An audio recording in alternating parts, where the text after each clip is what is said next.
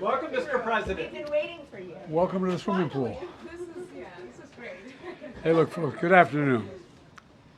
The past 2 days we've gotten some very good news about the American economy. Just yesterday, shipping carriers, after some discussion, and the International Longshoremen Union came to an agreement to keep the ports in the East Coast and the Gulf ports open. We averted what could have become a major crisis for the country, and a tentative agreement which includes record wage increases for dock workers and shows the importance of collective bargaining and represents, I think, critical progress toward a strong contract. I especially want to thank the carriers, the port operators, and the Longshoremen's Union for reaching this agreement at a time when the nation has experienced such terrible devastation from Hurricane Helene. It was truly a service to the American people for all these parties to come together to respond to our request to keep the ports open. I was determined to avert a crisis at this moment because it's a critical moment. If we didn't do this now, we'd have a real problem. I also want to thank my White House team for the work. They worked around the clock to bring the parties together. But today, we got more incredible news. Although the strength of the American economy it's about the strength of the American economy. New jobs report, as you all know, you've been reporting, created 250,000 jobs in September.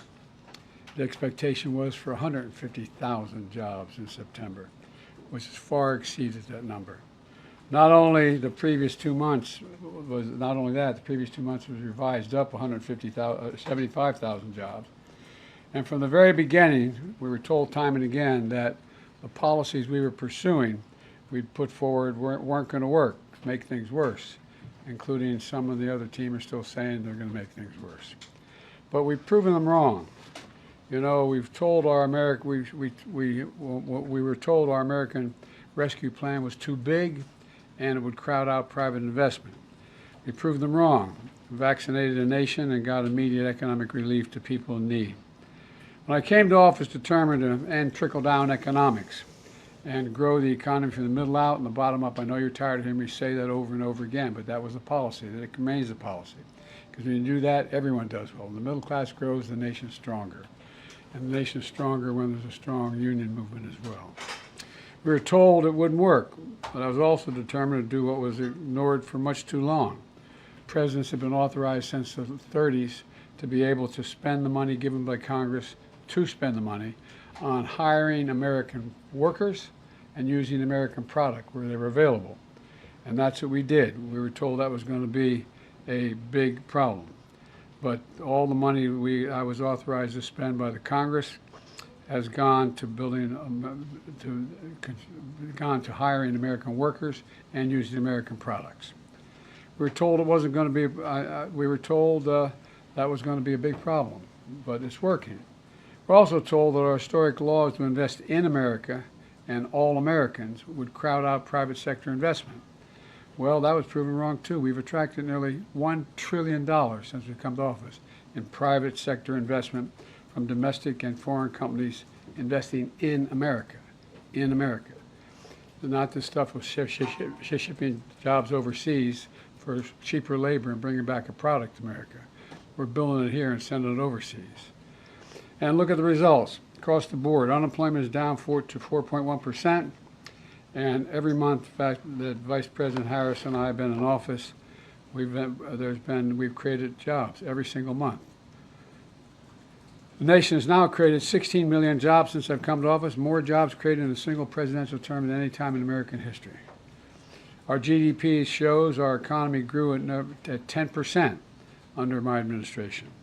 Unemployment reached the lowest level in 50 years. We're also told inflation couldn't come down without massive job losses or sending the economy into economic recession. Once again, outside experts were wrong. Inflation has come down. Wages have gone up faster than prices. Interest rates are down. Record 19 million new business applications have been filed for. The stock market continues to reach new heights. We've got more work to do, though. Keep getting prices down, like more affordable housing, extending what I've done for seniors and lowering prescription drug costs by letting Medicare negotiate the prices, make sure that's available to everyone. And by the way, what we've done so far, just when we've brought down the prices for seniors under Medicare, it's saved the taxpayers billions of dollars. Billions of dollars. Saved the taxpayers billions of dollars. That's important to note, because they don't have to pay the exorbitant and irrational prices that these companies are charging. The simple fact is we've gone from economy in crisis to literally having the strongest economy in the world. And but we've got more work to do. We've got more work to do to deal with the things I've just mentioned, and we're going to have to deal with unforeseen cost of what this hurricane is going to cost. It's going to cost a lot of money, and I'm going to probably have to ask the Congress before we leave for more money to deal with some of those problems. But that remains to be seen. I'll take a few questions before I turn it over to you. Pick out people. Okay. Yes, sir. Yes, sir. Go ahead, Josh. Thanks again for doing this, Mr. President. Two questions. The first, Florida Senator Marco Rubio described today's jobs report as having fake numbers. What do you make of that, and how worried are you that many Americans are hearing that the jobs numbers aren't real? Look, I'm going to be very careful here. If you notice, anything the MAGA Republicans don't like, they call fake. Anything. The job numbers are what the job numbers are. They're real. They're sincere. They're what we are. And by the way, just look at how the EU talks about us, how they like to have an economy like ours. Just talk about the rest of the world looks at us and what we're doing. So well, I don't want to get going. And then secondly, could you clarify some of your comments yesterday with regard to strikes on Iranian oil facilities? What did you mean by them, given some of the reactions we're seeing in the market? Well, look, the Israelis have not concluded what they're going to do in terms of a strike. That's under discussion. I think if I were in their shoes, I'd be thinking about other alternatives than striking oil fields. Good, Rachel. Thank you, Karine. Thank you so much, Mr. President, for being here. This week, Senator Chris Murphy said it's certainly a possibility that the Israeli government is not going to sign any diplomatic agreement prior to the election, which is what you have been calling for so long, potentially to try to influence the result. Do you agree? Do you have any worries that Netanyahu may be trying to influence the election and that's why he has not agreed to a diplomatic solution? No administration has helped Israel more than I have. None. None. None. And I think Bibi should remember that. And whether he's trying to influence the election or not, I don't know, but I'm not counting on that. You've said many times recently that you want to speak to him, that you plan to. No, I didn't say plan to. I didn't say want to. You don't want to? No, I didn't say that. You're making it sound like I'm seeking and then speaking. I'm assuming when they make the decision of how they're going to respond, we will then have a discussion. Thank you. Thank you, Mr. President, for being here. What are you advising the Israelis to do in terms of their retaliation to Iran? And at this point, you still haven't spoken to Netanyahu. Is it fair to say that you have little personal influence over what he decides to do? No. Look, our teams are in contact 12 hours a day. They're constantly in contact. I've already had my presidential daily brief. We've already had interface between our military, the diplomats. It's in constant contact. They are trying to figure out, it's the high holidays as well. They're not going to make a decision immediately, and so we're going to wait to see when they want to talk. But over the past few months, they've consistently defied your administration's own advice. So do you believe that the Israelis are going to listen to the advice you're giving them? What I know is the plan that I put together received the support of the UN Security Council, the vast majority of our allies around the world, as a way to bring this to an end. Look, the Israelis have every right to respond to the vicious attacks on them, not just from the Iranians, but from the everyone from Hezbollah to Houthis to, anyway. And, but the fact is that they have to be very much more careful about dealing with civilian casualties. So how should they respond? You expressed concerns about attacks on Iranian oil facilities. How should they respond? That's between me and them. All right, we got to move on. Go ahead, Tam. The election is a month away. One, I'd like to know how you're feeling about how this election is going. And then also, do you have confidence that it will be a free and fair election and that it will be peaceful? Two separate questions. Very much. I'm confident it'll be free and fair. I don't know whether it'll be peaceful. The things that Trump has said and the things that he said last time out when he didn't like the outcome of the election were very dangerous. If you notice, I noticed that the vice presidential Republican candidate did not say he'd accept the outcome of the election. They haven't even accepted the outcome of the last election. So I'm concerned about what they're going to do. Are you making any preparations, getting security briefings related to domestic security? I always get those All right, briefings. we got to move on. Go ahead, Keila, and then we have to do a couple more. Hi, Mr. President. When are you considering imposing sanctions on Iran, and would you include oil in those sanctions? That's under consideration right now, the whole thing. I'm not going to discuss that out loud. And just on your comments yesterday on the port strike, you said, by the grace of God, it's going to hold. Is there any reason you think that this Well, there's more to temporary do. suspension? A month from now, there's more to do in terms of everything from the whole notion of mechanization of the ports and the like. There's more to resolve. Go ahead, Daniel. Thanks, Karine. Thank you, Mr. President. Last night you said that there's still a lot to do to avoid an all-out war in the Middle East. I mean, firstly, aren't we pretty close to that definition already? And secondly, what can you really do to stop that happening? There's a lot we are doing.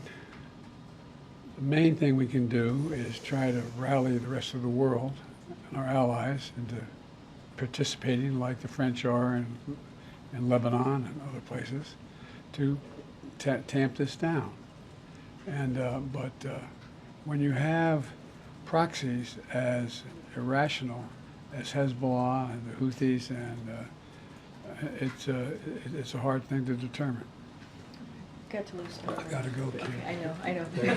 He's telling me I gotta go. I said I'd take a couple questions. All right, you're the last I think she's increasing her credibility with it. You have to take some more. Toulouse, you're going to be the last one. Thank you, Mr. President. Thank you for spending some time here with us. There have obviously been a number of crises that the country has been facing over the past several days with the hurricane, with the port strike, with the situation in the Middle East. Can you talk about how your vice president, who is running for the presidency, has worked on these crises and what role she has played over the past several days? Well, I'm in constant contact with her.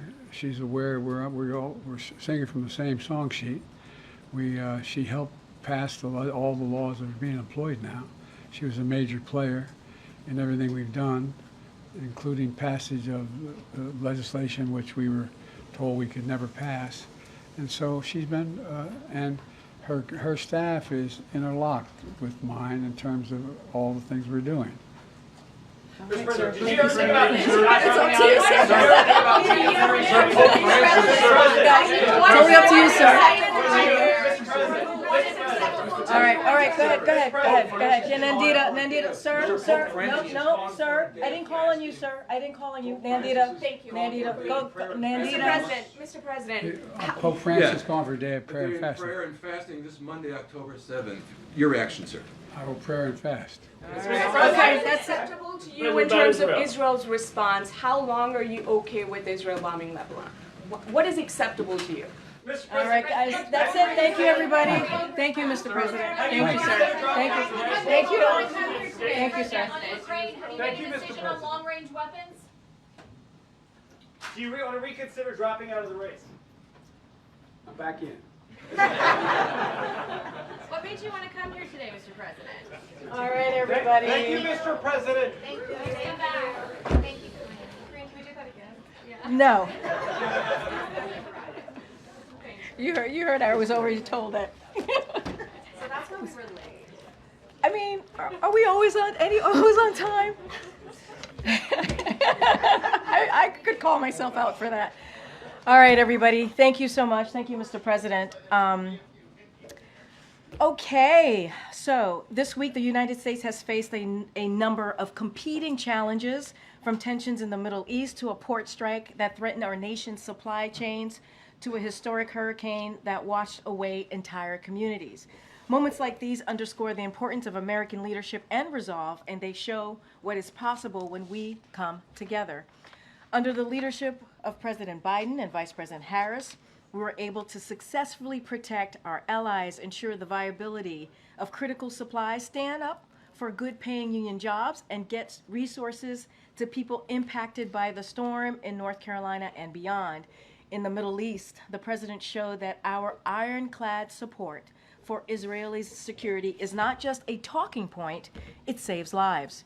Prior to Iran's attack on Israel, the president convened his national security team in the Situation Room to monitor developments in real time, ensure we were prepared to assist in Israel's defense and protect U.S. personnel in the region. Under the president's leadership, the United States successfully defended Israel from Iran's missiles, standing shoulder to shoulder with the people of Israel. On the home front, the president and his team brought union workers, ocean carriers, and port operators to the table to successfully resolve a strike that threatened U.S. supply chains and the economic progress this president has made to lower prices for the American people. And in the southeast United States, the administration pre-positioned 15,000 federal personnel along with critical resources like food, water, and fuel to ensure that communities in the path of Hurricane Helene were prepared ahead of the storm. Now we are getting more resources into the hardest hit communities every day, and we have provided over $45 million directly to individuals and families to help them recover. And a wide range of bipartisan officials, including the governors of every affected state, are working together with us and have praised the federal response. These responses underscore why leadership matters. The president's leadership in this moment helps to save lives, protect critical alliances, and ensure that our economy remains strong. But more importantly, it proves that nothing is beyond America's capacity when we do it together. And really quickly, because I know you all asked for this, this is the week ahead. Next week, the president will travel to Milwaukee, Wisconsin to discuss his administration's work to replace lead pipes in the state and across the country through the bipartisan infrastructure law. This law is investing historic resources into our communities and creating good-paying jobs. The president will also be traveling to Philadelphia for a campaign engagement. He will also travel to Germany and Angola to underscore the enduring strength and importance of two strategic bilateral relationships in addressing a comprehensive range of global challenges. The value of strong alliances and partnerships in the defense of freedom and democracy has never resonated more in Europe, Africa, and beyond. President Biden has made revitalizing our international alliances and partnerships a key priority, recognizing that today's challenges require global perspectives and shared responses. Those are the details I am able to share with for now, but certainly we will have more in the upcoming days. And finally, we have Lael Brainard, our national economic advisor to the president. She's going to provide more information on how the president helped reopen our ports, as well as the strong job market economy report that we saw today, showing that more than 250,000 jobs this September under the President Biden.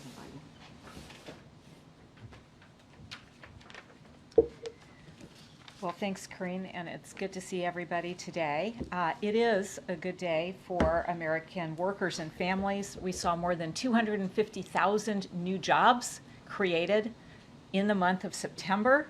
We saw unemployment back down to 4.1% at a time when inflation is back down to pre-pandemic levels.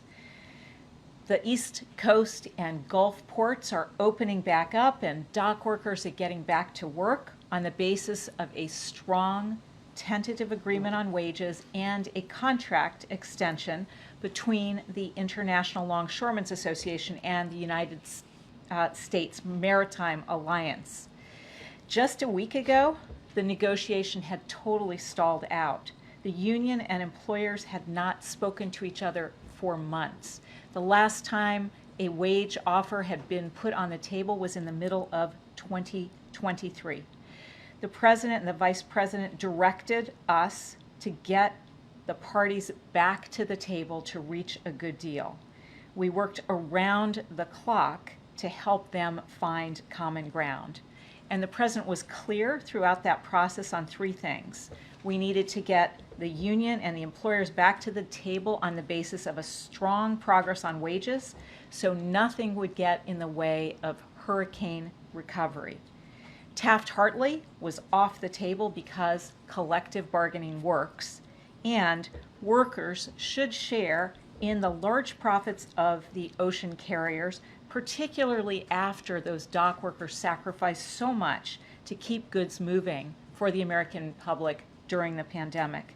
And as a result of the hard work that I undertook along with Secretary Buttigieg, Secretary Sue, a number of people in the White House, we are seeing dock workers get a fair share of the industry's record returns. We're seeing ports opening so consumers and businesses can get what they need, and we don't expect to see any effects on our economy or for consumers, businesses, and farmers because we have strong supply chains that we built in the wake of the pandemic. The President and the Vice President have consistently supported the collective bargaining process. When employers and workers come to the table, they find a good outcome. That's a vastly different approach from previous administrations that might have busted unions and rolled back worker protections. And finally, I would simply say that the data that we're seeing, the data we saw last week, confirms that our economy is delivering for workers. All right, that'll take a couple of questions. Go ahead, Celine. Thank you so much for being here. Would you say at this point that the U.S. has achieved a soft landing? And if not, at what point will we be there?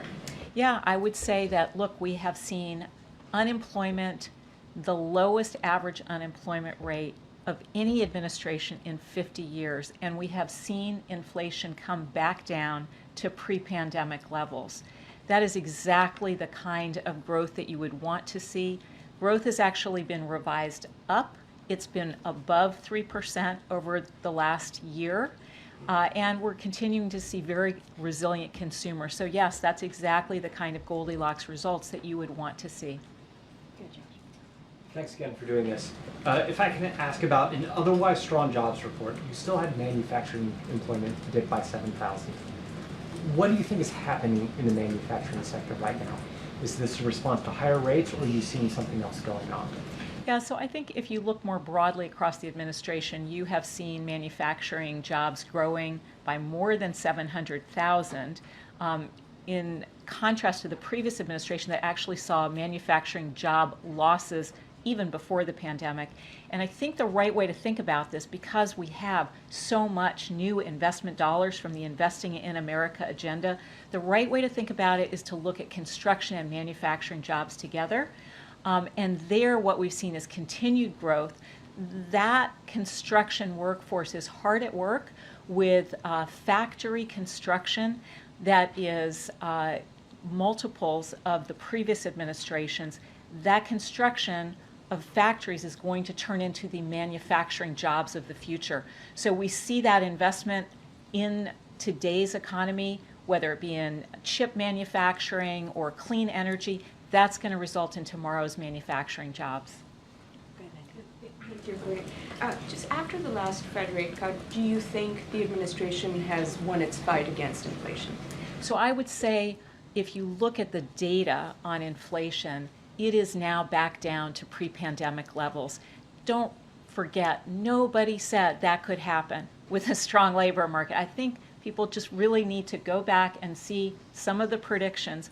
Nobody thought we could have the strongest recovery in our peer economies, strongest on jobs, strongest on growth, and get inflation down as fast as we did. And so that just shows that the president's investments and the focus on supply chains has really worked. And just to follow up on the consumer confidence numbers, I mean, there was an upward revision in August, but now it's down in September. I'm just sort of wondering if you can comment on that. Yeah, so I think the most recent Michigan sentiment numbers actually are showing strength. And if you look at what consumers are talking about, they're talking about good jobs, good job opportunities, and we've seen a lot of people moving into new sectors with better wages. And there is now a lot more confidence that interest rates are coming down, inflation is down, and that's going to enable consumers to feel more confident about investing in some of those bigger ticket items. Thank you.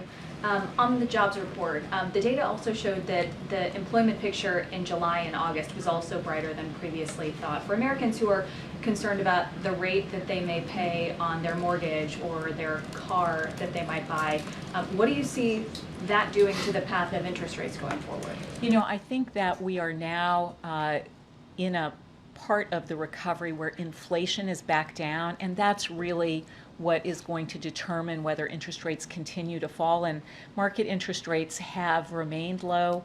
Mortgage rates have come all the way down close to 6%. We anticipate, because inflation is back down, that that will continue to show through to market rates. And on the hurricane that ravaged the Southeast, what are your early indications of how that could impact economic growth and the jobs picture in November with so many in that region out of work? Yeah, so we do think normally with a hurricane of this size, with the devastation that it has caused in many communities, that it will affect the employment statistics for that month. But what we know is that generally you see the economy overall bouncing back very quickly, and the growth numbers really becoming sort of strong pretty rapidly because of all that rebuilding activity that we are committed to. Good, Jackie. That was my On interest rates, yeah. How concerned are you right now about the instability in the Middle East and its impact on oil prices?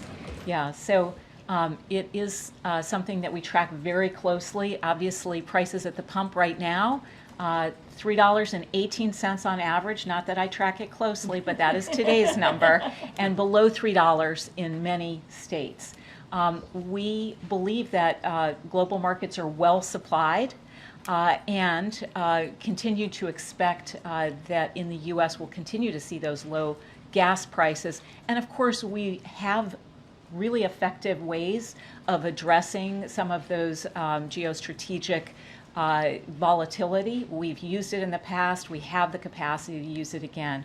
So right now, markets are very well supplied, and we anticipate them to remain so. All right, last question. Nope, Jared? I'll come in. No, I can go to Garen too. A federal judge in Missouri issued an injunction blocking the president's student loan program hours after a judge in Georgia allowed it to advance. What is the White House's message to this dizzying legal battle, and that was lifted up as an economic policy, particularly closing the racial wealth gap? And what is your message to Black and Brown Americans who are really relying on this relief? Yeah, so student loan debt relief is so important for so many young people who are trying to build wealth, particularly for people who are first generation, to be able to invest in small businesses, to invest in starting a family, to invest in a house for the first time. So we are going to continue to work to deliver that debt relief to so many students who deserve it. I do want to say that we have 5 million Americans who have already received debt relief, and you can go on TikTok and other social media platforms and see their testimonials, what a difference it makes in their lives. And that is why the President, Vice President, going to continue working so hard to deliver. Thank you so Thank much, you. Leo. Thank you. Thank you so much. Can you address I food appreciate it. insecurity? The Thank numbers you. are rising according to the USDA. Food insecurity numbers? Maybe Karine, if you could address No, not right now. food insecurity. I'm not talking to you, sir. Okay. I'm just not. It'd be nice if you would be less disrespectful in the room. All right, just asking questions. Inappropriately. Okay, go ahead, Josh. I don't know if maybe you guys are done with me. Maybe I can walk out. You guys got all the best. You guys got all the best. Go ahead, Josh. So we were to zoom out. Yeah. President Biden came in here today. Yeah. He's going to be with Pennsylvania Senator Bob Casey this week. Then he goes to Germany and Angola. He said he's singing from the same song sheet as Vice President Kamala Harris on the campaign. How does he see his public role in the next few weeks as we get closer to the election. What's he trying to achieve, and how's he thinking about it? I think he's doing his job as president, right? I think that's the most important thing. I mean, I started off at the top, at least at this part of the program, where I said that we've had 3 major events happen this week. And what did the president do? What did the vice president do? They worked shoulder and shoulder to deal with these major events. Now we see a deal with the port, a negotiated deal with the ports. Obviously, that collective bargaining is extended until January 15th, which is incredibly important, especially in the midst of a hurricane that we saw, this historic hurricane that we just saw, Hurricane Helene. We see what's happening in the Middle East. The president and the vice president continue to have diplomatic conversations, if you will, to de-escalate, to deal with what we're seeing in the region, and the hurricane. You saw the vice president in Georgia, the president in North Carolina, South Carolina, Georgia himself, and also in Florida, pardon me. And so I think what you're going to see is him continuing to do his job, working closely with the vice president. Look, before Hurricane Helene, President Biden was planning to campaign this week. And you heard me say he's going to go to Pennsylvania. He's going to go to Wisconsin next week. And so we have, you all have covered how much of a whirlwind week this has been. And so the president is going to be president. He's going to be commander in chief. And obviously he's going to be supporting his vice president. I can't speak specifically about the campaign because we do respect the Hatch Act here, at least for myself as a federal employee and many of us here. And so, look, he's going to continue to do the work that he's doing. We saw strong jobs numbers. That's one of the reasons he came out. He came out because he wanted to talk about that. He wanted to talk about what we have seen this week. And so look, we're going to continue to doing the work, and I think that's what the American people want to see. Good, Celine. Thanks, Karine. So, former President Donald Trump threatened to revoke the legal status of Haitian migrants. What is the president's reaction to that? This is something that the former president had tried to do during his own administration. Look, here's the fact. The fact is they're here legally, right? That is the fact. TPS, that's what it gives you. And honestly, I wouldn't take legal advice from the former president. I don't know. That's not something I would do. Okay. How concerned is the administration about the economic impact of Hurricane Helene? Look, as you can see, we have been working around the clock. The president directed his team very early on to work around the clock to make sure that the states that were affected, the states that he's visited and the vice president has visited over the past couple of days, got everything that they need. And we did that by pre-positioning some of the personnel, about 1,500 federal personnel, to do that. What we are doing, we're going to make sure, obviously we're going to always monitor any of the economic impact, but we're going to continue to make sure that we are focused on life-saving and life-sustaining efforts. That's the focus that we're going to have here, and we're going to continue to monitor, but obviously reacting and providing the needs of the states right now, of citizens who are living in those states, is probably the most key and most important. And continue to call on Congress to move forward with additional funding. As you know, in the CR, there was a robust ask for funding, for disaster funding, and that didn't make it in the bipartisan CR. And so we got to get that done, and we're going to continue to have conversations with Congress. I tried asking the Indeed, president. I've called on you like 3 times today. I know some folks in the back are just going to be like, yeah. So. I hear you. Yep, I hear you. I hear you, Kimberly. I hear you. What is acceptable to the U.S. in terms of Israel's response, right? How long is the U.S. comfortable with Israel bombing Lebanon? I know you guys are going to ask this question every which way, and I totally understand that. We are having conversations, discussions. We're in contact with the Israelis on what's next. We have been very clear there will be consequences. You saw the joint statement, the G7. There's going to be consequences. There's going to be sanctions. And I'm not going to preview those sanctions from here. But we have always said Israel has the right to defend itself.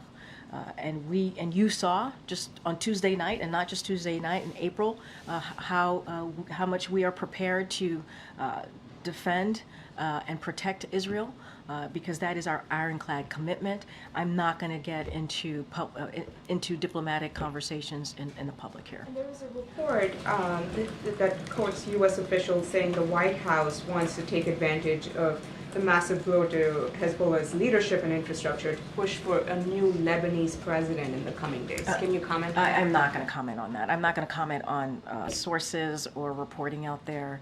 That is not something that I'm going to speak to, sourcing that I can't even verify from here. Go ahead. Thank you. On the port strike, reaching a tentative agreement, the White House and several officials were involved in the 90-day extension of those talks. I'm wondering what the significance of that timeline is and whether the election being 5 weeks away played any role in it. Look, this is about the right thing to do for workers. Many of those workers put their lives at risk during the pandemic. We have always said collective bargaining works. We believe it works. And we have seen parties reach a fair agreement when they come to the table and in good faith and do that collective bargaining. This is what's important. It was important to this president to get this done. This is not about an election. This is about what is the right thing to do for the American people. This is the right thing to do for workers, again, who deserve higher wages, who deserve benefits. And so the president is proud to have been able to do that. His team, obviously with his team, he directed his team to do this. And so now collective bargaining is going to continue, and we'll see where we are in the next couple of months. But this is not about politics for this president. And you have seen that in the last 3.5 years when we've been in these types of situations where there was negotiation, and we have been very, very clear, collective bargaining and supporting workers.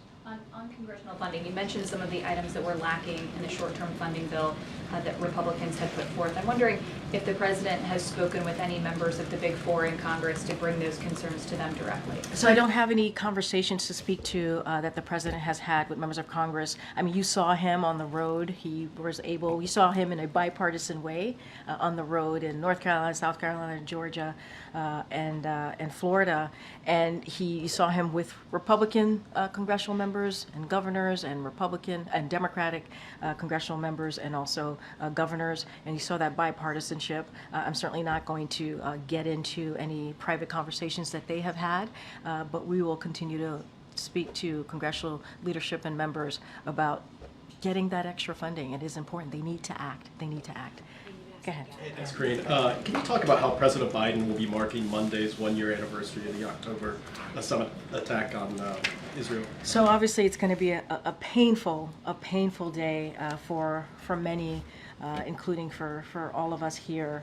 And so we will have more to share on how we will be commemorating that devastating day that we saw a year ago. Don't have anything to share at this time. And secondly, this was President Biden's first time, correct, to the press briefing room since he's.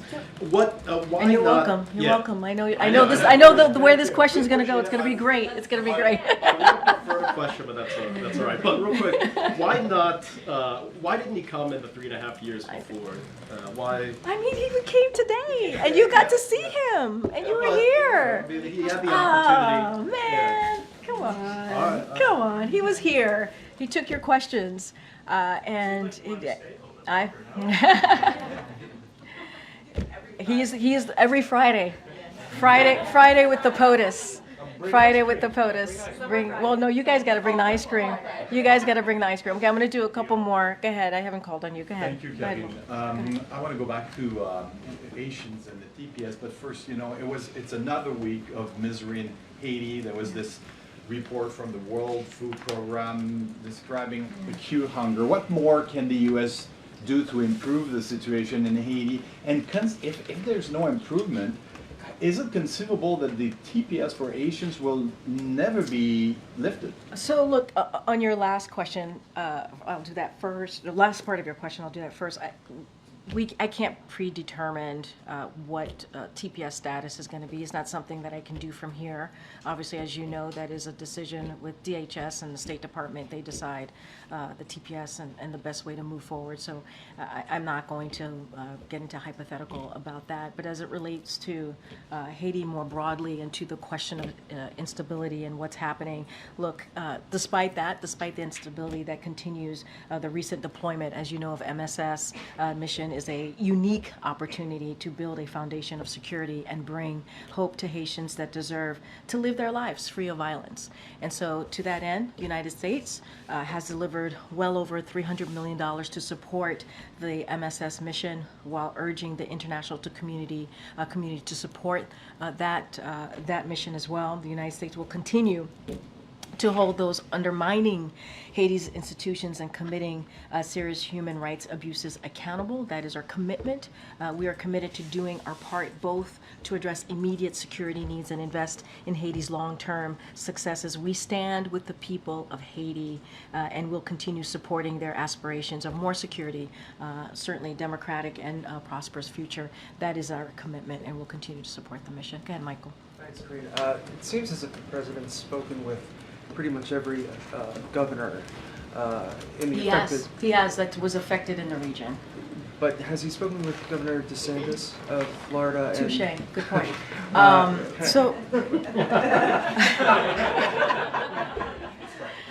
Touche. And I think we read out that he spoke to the governor of Tennessee on our way back from our trip to Florida and Georgia yesterday. I don't have a conversation to read out with the governor of Florida, but what I can say is that we have been in touch. Our team has been in touch with local officials on the ground. We are committed to providing what is needed in the state, obviously to those who were affected in the state, and our commitment is clear. The president has always said it doesn't matter if you're in a red state or a blue state. He's a president for all Americans, and that continues to be certainly his commitment. Go ahead. I know I'm getting pulled, but go ahead. Thank you, Karine. The president seemed to suggest that he is asking, or he seems to be suggesting that Israel should consider other alternatives rather than attacking Iranian oil facilities. But should Israel make such an attack, how is the administration preparing for an Iranian retaliation on the Strait of Hormuz that would disrupt oil supply and disrupt oil prices globally? So also, as the president said, we continue to have these discussions. I'm not going to get into hypotheticals. About Israel's response to Tuesday night attacks. What I will say is that we understand that they are still determining what exactly they will do. That is something that we understand. I'm just not going to prejudge. I'm not going to get ahead of anything, and the discussions to continue. So can we say that the administration is preparing for that possibility? I'm just not going to I'm not going to speculate. They're still, I'm telling you, they're still haven't decided what their next steps are going to be. So that's what I'm saying to you. That's what we understand. I don't have anything else beyond that. Angola, on the president's trip, Karine, Amnesty International is criticizing the administration's, quote, silence on human rights violations in Angola ahead of the president's visit, calling out the administration's focus on private sector investment to counter China. This is obviously in reference to the Libido corridor. Can you give a response? Look, we get this type of question about human rights violations anytime he travels, and if that's going to come up. The president, as you know, has never shied away from direct conversation about human rights and democracy in any conversation. And I could expect that he will do the same in this upcoming trip. And so I don't have anything beyond that. But the president has never shied away from that, never shied away. Okay. Thank you, Karine. Does the administration have any concerns about how the aftermath of this storm could impact the vote?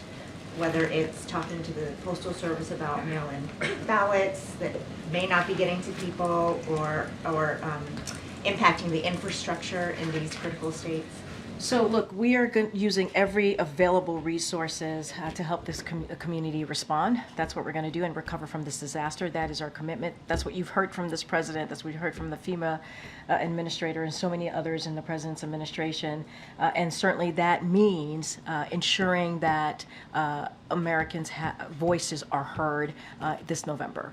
And so that is our commitment. We want to make sure that people's voices are heard. And so any specifics on where the infrastructure is and what that looks like, certainly I would have to refer you to the state election officials on those, and cybersecurity and infrastructure and all of those pieces on what that looks like for them.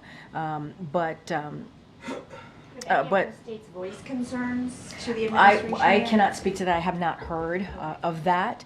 But look, our commitment, again, is to make sure that the resources available so that community can respond to recovery and also get back on their feet and deal with this disaster. We want to make sure that Americans' voices are heard this November. That is important. And so, but certainly that is something that state elected officials can speak to more directly. But we're going to try and make sure they get back on the feet. I know I haven't called any yet. Thank you. Former President Trump is accusing the Biden administration of using FEMA funding to support undocumented migrants. How is the White House responding to that? I mean, it's just categorically false. It is not true. It is a false statement. And look, the fact of the matter is, I think Washington Post fact checker did a piece, and the headline recently, just moments ago, not too long ago, and the headline was, "No, Biden did not take FEMA relief money to use on migrants, but Trump did." I'll leave it there. Secretary Mayorkas had said earlier this week that he was concerned that FEMA didn't have enough funding until the end for the rest of the hurricane season. Now that President Biden has seen the damage firsthand in the Carolinas, Florida, Georgia, heard him say at the podium he may have to call Congress back from recess. What exactly is he waiting for to be able to make that call? Look, here's the thing. We put forth a pretty substantial, robust, I mentioned this moments ago, to be part of the CR. We were disappointed that it was not part of the CR. And if congressional Republicans were serious, if they were really truly serious about doing something for the communities that was impacted by Hurricane Helene, they would join us in calling for additional funding. This is what we've been doing. And so if they're serious, they would get to work and get that done, just like with the border. If they were serious about the border, they wouldn't vote against their own bipartisan proposal that they worked with us on. They're against it now. They weren't. They would move it forward. It would actually start fixing the broken system that we're seeing right now. And, you know, they can, if they really want to help us in dealing what we're seeing, whether it's at the border or getting more funding for disaster monies that's going to be needed to get into the communities, they should be serious. Congressional Republicans need to get serious here, and they're just not. Just a quick question on the port strike suspension. Is the White House going to continue to be in touch with ILA and sort of support those negotiations as they continue? I think, look, there's collective bargaining continues. I think that's really important. That's what we're seeing, and that's what we want to continue to see. And so we will be in touch as necessary. But I think what's important is they came up with an agreement. That's because of this president's leadership, and the way to get this done is continuing that. At Duke Energy, we deliver electricity and so much more, like free home energy assessments, rebates for energy-saving improvements, payment options to help you better manage your budget, and even bill credits for helping the community use less energy. So no matter what you're doing, we can help you make better energy choices every day. It's just another way we bring power to your life. How much can you save?